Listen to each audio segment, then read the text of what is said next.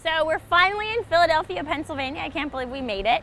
And we have a busy weekend. We're going to meet with the folks from Planned Parenthood of Southeastern Pennsylvania, explore all the historic sites, and then spend some time at Pride.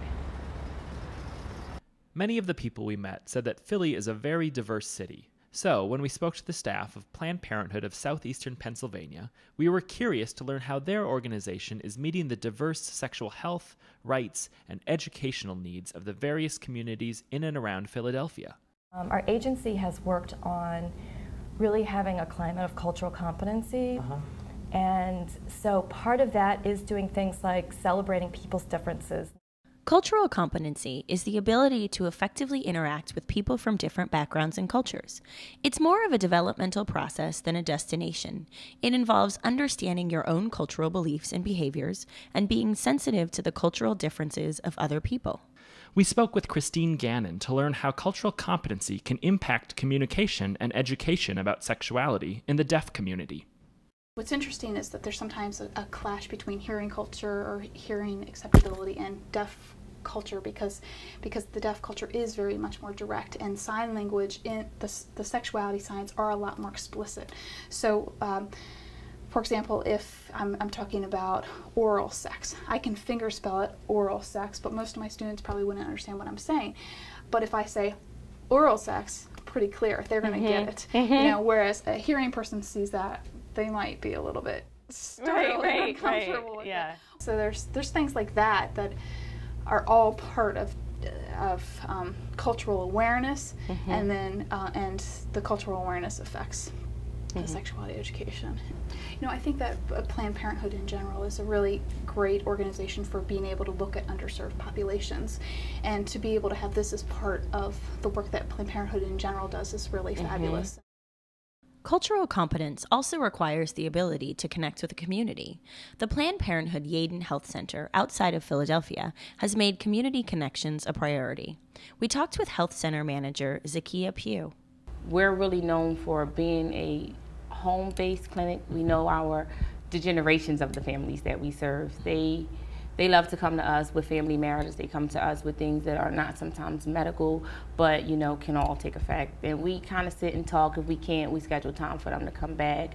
We just really involved with the community, really educating them, doing pap smears, making sure they know the importance of protecting themselves, thinking it through that every child should be a wanted child. Right now we're doing a mural to kind of honor some of the nurses who have served this community but served Planned Parenthood as well. And the community is so involved, they even want to do like a fundraiser so that, you know, it can say co-founded by the Yaden community, but they're just as invested as we are, so it's good. It was a challenging year for this center, but we've kind of hung in there, we're kicking butt.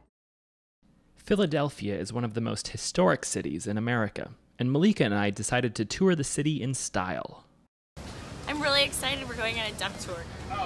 Because there's something about quacking and something about sexuality that are pretty connected.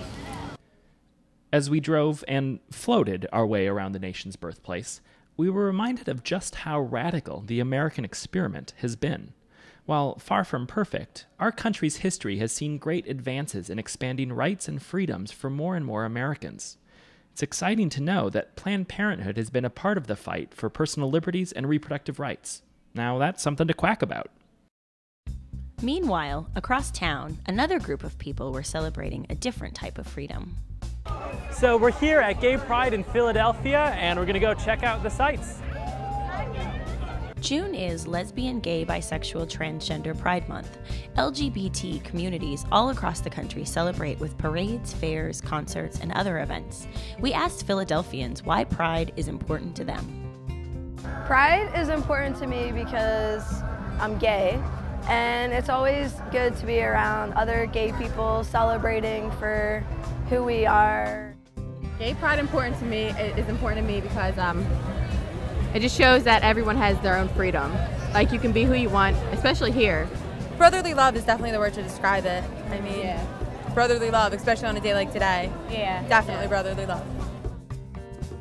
Our forefathers and our foremothers in Stonewall did not fight for our rights for us to go back and digress. I think it's important in terms of our identity as gay, lesbians, transgender, bisexual individuals. I never actually really thought about it because it comes so natural to me. So I think it's important, like maybe for the next generation.